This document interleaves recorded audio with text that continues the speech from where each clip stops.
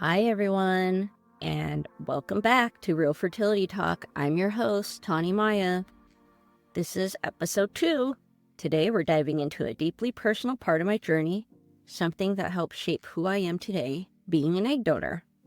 And before I became a mom, before I experienced miscarriages, before I built babies made with love, before I really knew anything about infertility, I was an egg donor. 6 times to be exact. 6 donations, 8 babies born from them, countless lives changed forever, including mine. So people like to ask, what was it really like? How did it feel like? Why would I do that? But I think the better question is, how did it feel? The first time I walked into the clinic, I was nervous. I did all my research, but it's still different when you're actually going through it. I didn't know what to expect. There were a lot of needles, medication, hormone shots, blood work, ultrasound, legal contracts, psychological screening. So much was going on. It was very overwhelming, but I kept thinking about the family that I'm helping, the parents that have been hoping and praying and dreaming for this moment for years.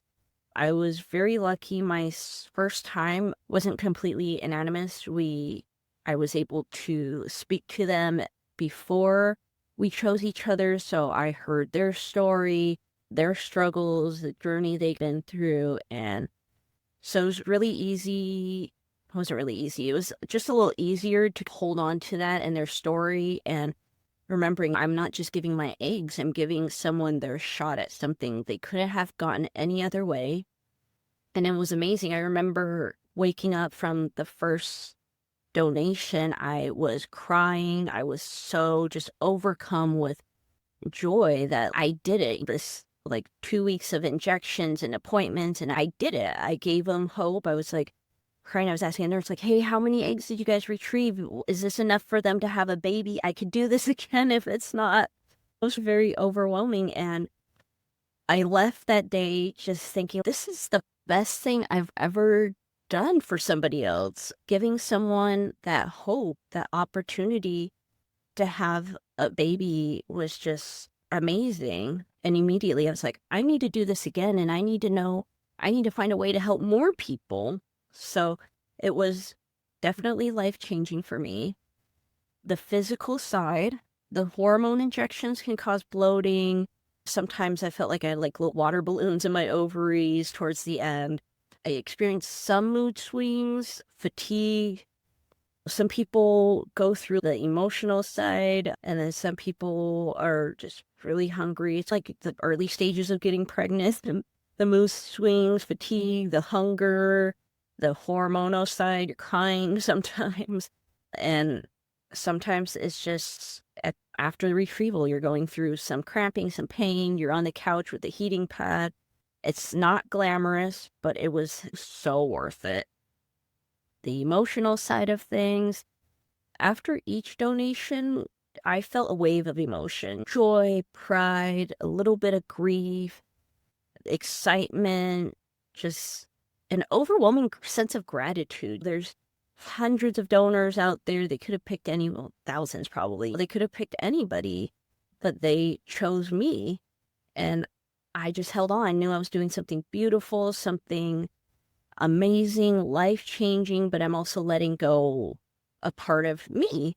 Not that like I thought of it as my babies or anything like that, but the back of your mind, I still think about, oh, I wonder, how are they doing? From my first donation, that kid's probably 14, 15 now. Are they laughing? Are they happy? How are the parents doing? So I think about that even years later. I don't think of it as like my kids, but it's just something I did in my life that I think was one of the best things in the world. And just a reminder that love creates family in many forms. And I hope they're doing amazing. There's a lot of like websites and organizations out there that you can keep in touch or update your records and just updating the parents, and they can also like how they're doing the kid and stuff. So that's always really helpful. So how did it change me? Obviously, it was life-changing for me. It changed my life path. I chose this as my career. I wanted to help people. being an egg donor made me stronger and made me want to help many more people experience the kind of love, the happiness, this excitement I experience as an egg donor, the excitement and happiness that I saw in the eyes of intended parents. This is why I started my own agency. This is why I created this podcast. It is life-changing. It's amazing. Some takeaways. Egg donation is not easy, but it is so meaningful. You can feel joy, grief, pride, peace, everything all at once. It is a whole roller coaster of emotions. Giving life doesn't take away from your own. It expands it. It opened my world up. It is amazing. Now, here are some questions that I get asked frequently, either in my DMs or at work, or just people that I share my egg donation journey on. So, is egg donation the same as egg freezing? No. So the process is pretty similar, but egg donation means you're giving your eggs to somebody else who needs them to build their family. Egg freezing, on the other hand, you're going through the retrieval process and freezing it for your own future use. You're preserving your fertility just in case you want or need those eggs for later. People choose to freeze their eggs either, they're doing it in their 20s when they're at the best quality, or they're not sure if they want to have kids later on. Some people freeze their eggs because they're going through some sort of medical process and they're just freezing their eggs for future use. How long does the egg donation process take? The longest part is the matching part, like just waiting for parents to pick you could take forever. I think I was in the system for almost a year until somebody picked me. People are generally looking for donors that look like them or have similar hobbies, lifestyle, education background, looks. There's so many different reasons. So the waiting part in the beginning could take a long time. But once you're medically cleared and matched with a parent, the cycle takes about 2 to 3 weeks. It involves hormone injections, monitoring visits that are blood work and ultrasound. And then at the end, a small retrieval surgical procedure under light sedation. Now, is the egg retrieval painful? Most people tolerate it really well. It's under sedation, so you're asleep. You don't feel any pain during the procedure. However, afterwards, you might feel some cramping or bloating, soreness, maybe a few days of emotional feeling because you did something amazing. And also, you just went through a lot of hormones in 2 weeks. But just think of it as kind of like a rough day on during your period. You get a heating pad, you lay there, you recover. It's not that bad. One small tip that I got from one of the doctors, I think on my second or third time, coconut water. Drinking coconut water after the procedure helps you pass a lot of the water weight and the bloating, and I don't know, for some reason it helps with cramping too. I don't know how scientific it is, but the doctor suggested and it helps so much.